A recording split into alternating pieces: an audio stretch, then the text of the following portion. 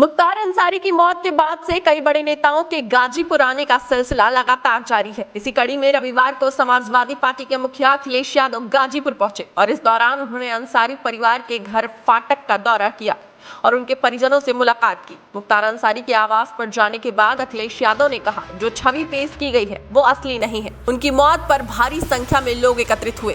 क्या हम ये देख नहीं सकते कि उनके साथ भेदभाव हुआ? हम देख सकते हैं कि भाजपा सरकार पर विदेशी धरती पर हत्या का आरोप लगाया जा रहा है। अब हम उनकी मौत पर सरकार पर आरोप लगा रहे हैं। इसमें गलत क्या है? मुख्तार अंसारी का 28 मार्च को कार्डियक अरेस्ट की वजह से निधन हो गया था। सपा के राष्ट्रीय अध्यक्ष अखिलेश यादव ये भी बोलते नजर आए कि आम जनता के लिए दुखद घटना है। मुख्तार अंसारी ने जहर देने की शिकायत की थी। उम्मीद है कि सरकार सच्चाई सामने लाएगी। अखिलेश ने कहा कि कस्टोडियल डेथ में यूपी आगे है। न्याय देना सरकार की जिम्मेदारी है। इस परिवार का योगदान बहुत बड़ा है। अखिलेश ने कहा कि दूर बैठे लोग छवि नहीं जानते। मुख्तार की छवि वैसी नहीं थी जैसा बताया गया। आम जनमानस इसे स्वाभाविक मौत नहीं मान रहा है। भारत सरकार पर आरोप लगा है कि अमेरिका और कनाडा की घटना सबके सामने है। विकसित भारत की परिकल्पना क्या दूसरे देश में अधिकारी व कारोबारी ने हत्या कराई? मुख्तार अंसारी जनता के सेवक रहे हैं। लोकतंत्र में वो जनता के दुख में शामिल होते थे। जहाँ तक परिवार से जो बातचीत हुई है वो हमारी अलग बातचीत है। आप मीडिया के लोग हैं, हर चीज़ को समझते हैं। राजनीतिक लोग अपनी तरीके से डिफाइन करते हैं चीज़ों को, लेकिन जो कुछ हुआ है वो सवाल खड़ा करता है सरकार के ऊपर। जो घटना हुई जेल के अंदर, उन सवालों का जवाब सरकार के पास नहीं है। कोई आज बात मैं कह दूं, आप मेरे जितने भी भाषण हैं विधानसभा के या विधानसभा के बाहर, जब कभी भी प्रेस से बातचीत हुई है, उस दौरान मैंने ये कहा कि सबसे ज़्यादा भेदभाव, अन्याय इस सरकार में लोगों के ऊपर हो रहा है। और कस्टोडियल डेथ में भी ये सरकार और प्रदेशों से आगे जाना चाहती है। आपको याद होगा, मैं बलिया में जब आया था, एक व्यापारी परिवार से मैं मिला था। उसकी शिकायत ये थी, पुलिस प्रशासन जानता था, सूदखोर उस पर दबाव बना रहा था। लाइव उसने अपनी जान दे दी थी, लाइव जान दी थी। उसके बाद एक और परिवार से मैं मिला था, चौकी के पास उस छात्र नेता को दौड़ा दौड़ा करके मार दिया था।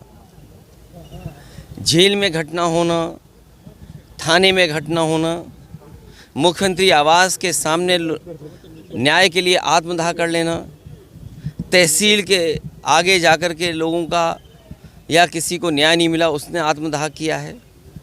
जाने गई हैं और इस सरकार को कोई परवाह नहीं है। जहाँ तक इस घटना का सवाल है, कितने वर्षों से सज़ा खुद पाया,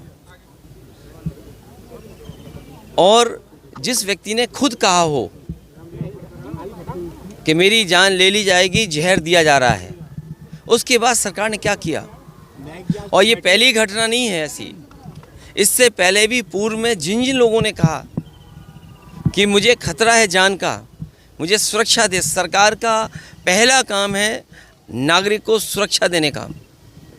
जो सरकार सुरक्षा नहीं दे सकती, न्याय नहीं दे सकती, वो सरकार जनता की नहीं हो सकती। और आप जानते हैं, आप भी तो एक पिलर हैं डेमोक्रेसी के। आप पे कितना दबाव है? आप सच दिखाएंगे तो हो सकता है आप पे कार्रवाई हो जाए, न कार्रवाई हो तो कोई पुरानी चीज़ ढूंढ ली जाएगी आपकी। आपने वो देखे कि अगर किसी पत्रकार ने खबर ये भी चलाई कि दाल में पानी है, नमक है, हल्दी है, दाल नहीं है, उसको जेल तक जाना पड़ा। तो ऐसी सरकार जिस पे हम सब यही कहते हैं कि डेमोक्रेसी में न्याय मांगना, न्याय दिलाना, ये सरकार की जिम्मेदारी है कि न्याय मिले लोगों को। कम से कम सरकार के प्रति भावना बढ़े, भरोसा बढ़े। और सोचिए आप, इंस्टीट्यूशंस ख़त्म हो रही हैं, हम किस पे भरोसा करें? हम पुलिस से शिकायत करें, पुलिस न्याय नहीं दे रही है। हम किसी अधिकारी से बात करें, अधिकारी न्याय जनता को नहीं दे रहा है। तो इन इंस्टीट्यूशंस को ख़त्म किया, ये आरोप कोई हम लोग नहीं लगा रहे हैं। क्या आपने नहीं पढ़ा कि गवर्नर रहे जम्मू कश्मीर के, उन्होंने कहा ये आखिरी चुनाव डेमोक्रेसी का, अपने वोट से बचा लो। अगर वोट से डेमोक्रेसी नहीं बची तो डेमोक्रेसी हमेशा हमेशा के लिए ख़त्म हो जाएगी। इसीलिए इंस्टीट्यूशंस को ख़त्म कर रहे हैं। हम किस पे भरोसा करें?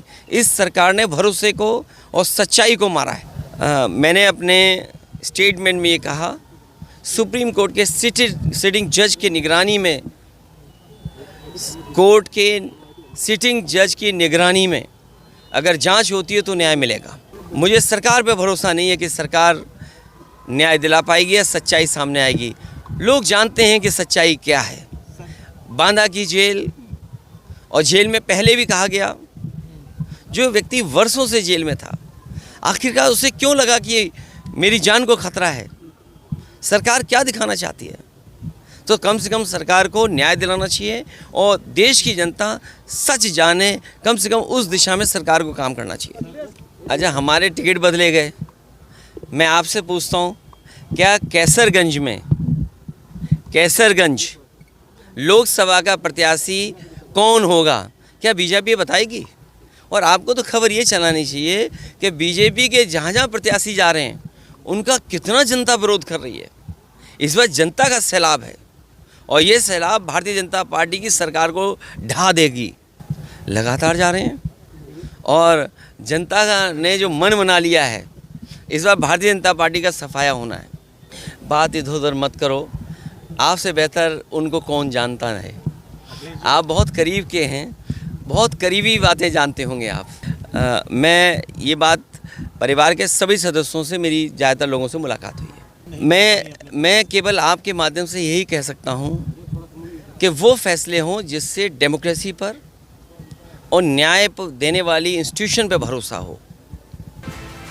बता दें, मुख्तार अंसारी की 28 मार्च को बांदा में दिल का दौरा पड़ने की वजह से मौत हो गई थी। न्यायिक हिरासत में माफिया मुख्तार अंसारी की मौत में न्यायिक और मजिस्ट्रियल जांच की प्रक्रिया तेज हो गई है। सिविल जज सीनियर डिवीजन गरिमा सिंह और एडीएम राजेश कुमार ने बीते बुधवार को मंडल कारागार का करीब 2 घंटे बारीकी से निरीक्षण किया था। जेल कर्मियों के बयान दर्ज करने के साथ ही कैमरे के फुटेज भी देखे गए थे। डेस्क रिपोर्ट, अटल टीवी।